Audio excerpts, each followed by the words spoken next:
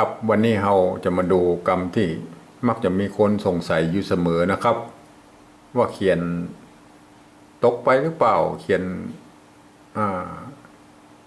บ่ถูกหรือเปล่าอย่างนี้นะครับสงสัยอยู่บ่อยๆนะครับ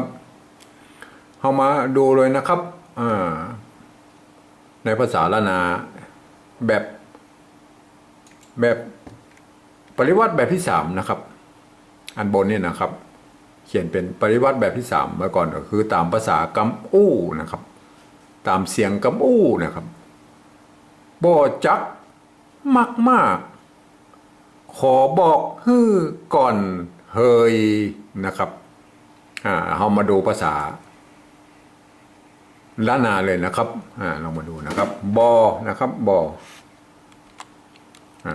ปกตินะครับบอนี่บ่อยละบ่ต้องอธิบายละบอนะครับจักนะครับบอจักนะครับตัวจะนะครับจักนะฮะจักก็เสียงจัตวานะฮะต้องใช้ตัวจะนะครับตัวกะนะครับจักนะครับอันนี้จักนะครับแต่บางครั้งในภาษาในการปริวัติภาษาละนาปี28แล้วเพิ่นตกลงแล้วว่าถ้ามีไม้ซัดอยู่ข้างบนแล้วอนุญาตลบตัวนี้ออกได้นะครับตัว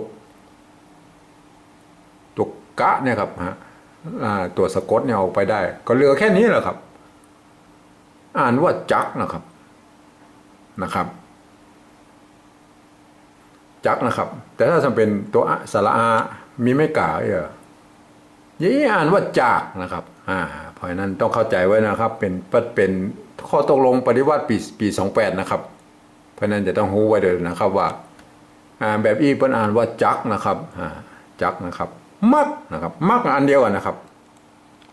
มักกันในทำนองเดียวกันนะครับตัวกะนะครับมักเปิ้นเอาออกนะครับเอาตัวกะออกไปนะครับมักนะครับบ่จักมักนะฮะตัวกะมีนะ2ตัวนี้นะครับมักมากนะครับมักมากนะครับมากมากมากนะครับอันนี้มากนะครับมากแต่พวกเราเอาตัวกะออกนะครับเอาตัวกะออกเอาไปไว้เอาไม้ซัดแตนนะครับไปอยู่ตรงบนนะครับอย่างเงี้ยมากนะครับบ่จักมากนะครับอันนี้คืออยู่ในข้อตกลงการปฏิวัติปี28นะครับก็โปรดเข้าใจไว้ด้วยนะว่าถ้าเพิ่นเขียนอย่างนี้นี่เราจะไปว่าเพิ่นนะเพราะว่ามันเป็นข้อตกลงว่าเขียนได้นะครับบ่จักมากขอนะครับขอนี่ก็ธรรมดานะครับหันบ่อยละขอบอกแล้วครับบอกตัวบะนะครับตัวอะนะครับไว้ดังลุ่มนะครับ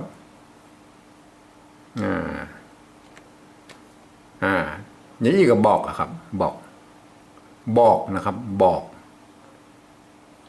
แต่ข้อตกลงปี28พวกก็เอาไว้ทางบนพูดได้นะครับเอาไม้ซัดแทนตัวกะนะครับเอาไปไว้ทางบนมันนะบอกอันนี้บอกยาวหน่อยนะครับบอกนะครับแต่ถ้าเขายังเขียนว่าบอกเนี่ยนะบอกเปิ้ลเขาใส่ไม้กะลงไปนะครับสระอะเนี่ยครับไม้กะเนี่ยใส่ลงไปอันนี้อ่านว่าขอบอกนะครับบอกนะครับบอกในทำนองเดียวกันก็คือดอกกับอันเดียวกันนะครับดอกนะครับที่เขียนบ่อยๆก็คืออย่างนี้นะดอกนะฮะดอกนะออกดอกบอกอย่างนี้นะครับพ่อเขียนอย่างนี้นะครับ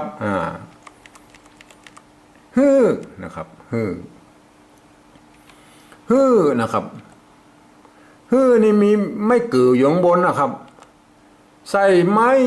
ขอจ้างไปนะครับบะหมี่อ้างนะครับบะหมี่ตัวอะนะครับบ่ต้องมีนะครับในภาษาละนาเพิ่นบ่เขียนอย่างนี้นะครับฮือนะครับบ่มีตัวแต่ปฏิวัติต้องมีนะครับปฏิวัติภาษาไทยมันจะละอ่านให้ได้นะครับในภาษาละนามีตัวอีนะครับ ฮือนะครับจื้อคืออย่างโมนี้นะครับบ่ต้องมีนะครับบ่ต้องมีตัวอะนะครับอะคือออ่างฮะแต่เวลาเขาเขียนเพื่อเข้าใจไม่ได้มันจะมีออ่างอยู่ประดับอยู่ข้างบนนะครับฮือก่อนนะครับตัวกะนะครับตัวอะเอาไว้ทั้งลุ่มนะครับใส่ไม้เยาะทั้งบนนะครับก้อนนะครับความจริงมันต้องเป็นตัวหน้าเนี่ยนะครับแต่เมื่ออยู่ทางบนแล้วตามกฎเกณฑ์ของภาษาละนาแล้วจะต้องเปลี่ยนเป็นตัวละนะครับแทนนะครับก้อนนะครับทีนี้มาถึงเฮยครับเฮยทั่วไปในข้าวนะครับข้าวโบราณพวกไอ้ใจตัวนี้นะครับตัวห้าเนี่ยครับตัวห้าเฮ้ยนะครับสระเอ้ยเฮ้ยมันจะต้องมีไม้กินะครับจำไว้นะเฮ้ยอันนี้เฮ้ยนะครับเฮ้ยนะครับแต่ถ้าสมมติว่าเป็นถ้าเป็นในกระโลงนะครับเรืออย่างโมนั้นเปิ้ลจะดัดแปลงว่าเปิ้ลมาเอาแบบอี้เปิ้ลจะเขียนแบบเปิ้ลเบาตัวห้าเขียนนะครับในกระโลงบางแต่ถ้าเขียนตัวนี้ก็ได้ครับเฮยมันเปิ้ลจะเขียนตัวบางครั้งนะครับบางครั้งก็จะมีตัวอยเนี่ยครับเป็นตัวนี่แหละครับเยหรือเยนะฮะเยหรือเยนะมันแทนเฮยนะครับ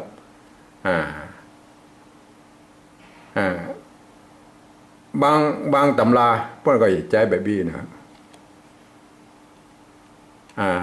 เติมไม่กิลงไปนะครับก็เป็นสระเอ้ยนะครับอะเยยนะครับเป็นอะเยยนะครับอะเยยเป็นทดแทนนะครับทดแทนเทียบเท่ากับตัวข้างบนว่าเฮยนะครับอะเยยเฮ้ยอะไรเนี่ยเฮยนะครับทดแทนนะครับเฮยนะครับเฮยเขียนได้สองแบบนะครับก็แล้วแต่จะแล้วแต่นะครับจะเขียนแบบใดก็ได้นะครับเฮ้ยแบบตัวห้าก็ได้นะครับแบบอะเยยก็ได้ก็อันนี้คือตัวแทนนะครับตัวแทนเอามาดูภาษาอันนี้เลยนะครับภาษาปริวัติแบบที่สองนะครับ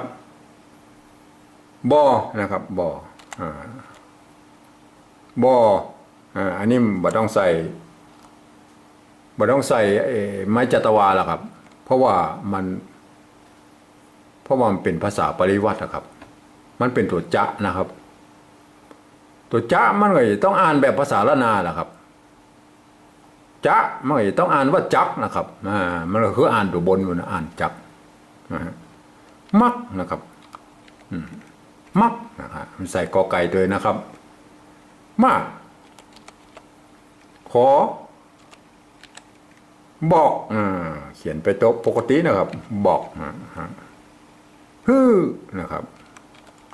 ตัวนี้มีออ่างนะต้องมีหออ่างบัดมันมีออ่างมันก็อ่านยากแล้วครับก้อนเฮ้ยนะครับเฮ้ยก่อนเฮยนะครับจะเขียนเฮยแบบอี้ก็ได้แบบอี้ก็ได้แบบอี้คือแบบเทียบเท่านะครับเอาเทียบมาเป็นเฮยนะเฮยตัวแท้ๆมันคือตัวนี้นะครับแต่มันดูแล้วมันก็อย่างว่ามันยุ่งไว้หน่อยมันก็เลยเอาตัวเทียบเท่ามาอะเยยเนี่ยครับมาดูเลยนะครับบอจักมากขอบอกฮือก่อนเฮยนะครับทั้งสองแบบนี้ก็จะต้องอ่านออกเสียงทางบนพุ่นนะครับเสียงจะออกทางบนพุ่นนะครับเป็นภาษาเก้าเง่าละนาหรือถ่ายทอดมาเป็นภาษาปริวัติแบบสองนี่นะครับ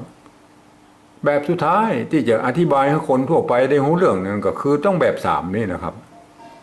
คนที่รู้จักภาษาละนาแล้วนั่นควรจะอ่านแบบที่สามนี้มากกว่านะครับ